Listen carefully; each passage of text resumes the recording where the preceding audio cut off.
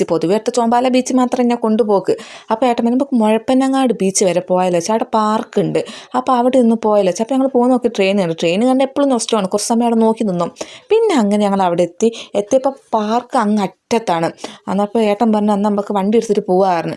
അപ്പോൾ ഞാൻ പോകുന്ന പോക്കിൽ വെറുതെ ഒരു രസത്തിനൊരു വീഡിയോ എടുത്താണ്. അപ്പോൾ ഏട്ടൻ്റെ അടുത്ത് ഞാൻ പറഞ്ഞു ഒന്ന് നോക്കി ചിരിക്കി മനുഷ്യമായിരുന്നു. അപ്പോൾ ഏട്ടൻ്റെ ചിരിച്ച് പിന്നെ അങ്ങനെ സ്വന്തം മയിൽവാഹനത്തിൻ്റെ അടുത്തേക്ക് പോവുകയാണ്, വണ്ടീൻ്റെ അടുത്ത്.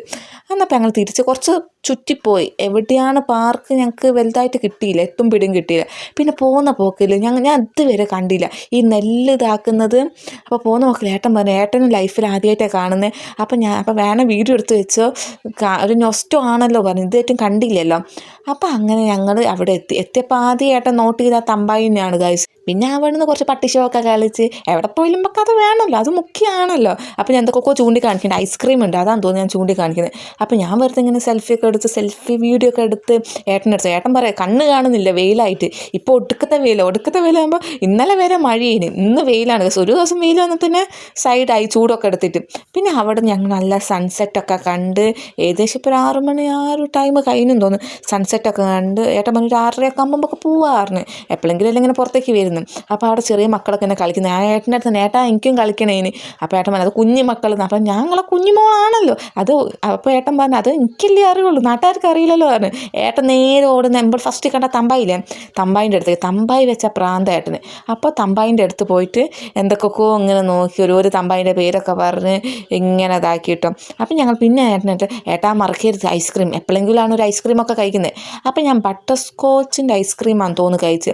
അപ്പം ഞാൻ എവിടെ പോയില്ല, കോൺ ഐസ്ക്രീം അല്ലേ മറ്റേ ടൈപ്പ് കപ്പ് ഐസ്ക്രീം. അപ്പം ഞാൻ അങ്ങനെ ഒരു കോൺ ഐസ്ക്രീമൊക്കെ വാങ്ങി. അപ്പോൾ അപ്പുറത്തൊരു ഏച്ചി ഇങ്ങനെ ഉപ്പിലിട്ടൊക്കെ വെക്കുന്നുണ്ടേന്.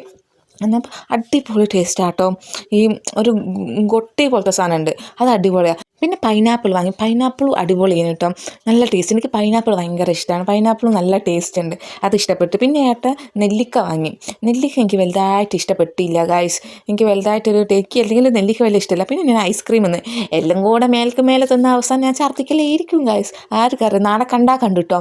എല്ലാം കൂടെ മധുരവും എരിവും എല്ലാം കൂടെ. അപ്പം ഞാൻ അവിടെ കണ്ടു ആൾക്കാരിങ്ങനെ പ്ലേറ്റിൽ വാങ്ങി കൊണ്ടുവന്ന്. അപ്പം ഞാൻ ഏട്ടൻ ഒന്തി പായിപ്പിച്ച് എനിക്കും വേണം ടേസ്റ്റ് നോക്കണം പറഞ്ഞിട്ട് അങ്ങനെ ഏട്ടൻ അവിടെ പോയിട്ട് അത്യാവശ്യം നല്ല തിരക്കുണ്ട് ആ ഏച്ചിൻ്റെ സ്ഥലത്ത്. പക്ഷേ ആ സാധനം അടിപൊളി, ഒരു ലൊട്ട പോലത്തെ സാധനം അടിപൊളി. ഏട്ടനും എനിക്കൊക്കെ ഇഷ്ടപ്പെട്ടു. ഏട്ടൻ പറഞ്ഞു ഇമ്പോൾ ദിവസം വീട്ടിൽ ട്രൈ നോക്കണം പറഞ്ഞു. അപ്പം അടിപൊളി സാധനം. ഏട്ടനും ഇവിടെ വന്നിട്ടുണ്ടെങ്കിൽ എല്ലാവരും ഇത് ട്രൈ ചെയ്ത് നോക്കണം കേട്ടോ, അടിപൊളി സാധനം. എനിക്ക് ഭയങ്കര ഇഷ്ടപ്പെട്ടു. ഇപ്പോഴും നാവെന്ന് ഇങ്ങനെ വെള്ളം നൂറുന്ന അത്രയും നല്ല ടേസ്റ്റ് ഉണ്ട്. എനിക്കും ഇഷ്ടപ്പെട്ടു. നല്ലൊരു മധുരം പുളി എരിവൊക്കെ ആയിട്ടുള്ള. ഏട്ടന് ഇഷ്ടപ്പെടണമെങ്കിൽ ഒന്ന് ആലോചിച്ച് നോക്ക്. ഏട്ടൻ അങ്ങനെ നോക്കി മിക്ക സാധനങ്ങളൊന്നും വലുതായിട്ട് ഇഷ്ടപ്പെടില്ല. പിന്നെ അങ്ങനെ അതങ്ങ് ഫിനിഷ്. അപ്പോൾ ഞാൻ ഏട്ടന്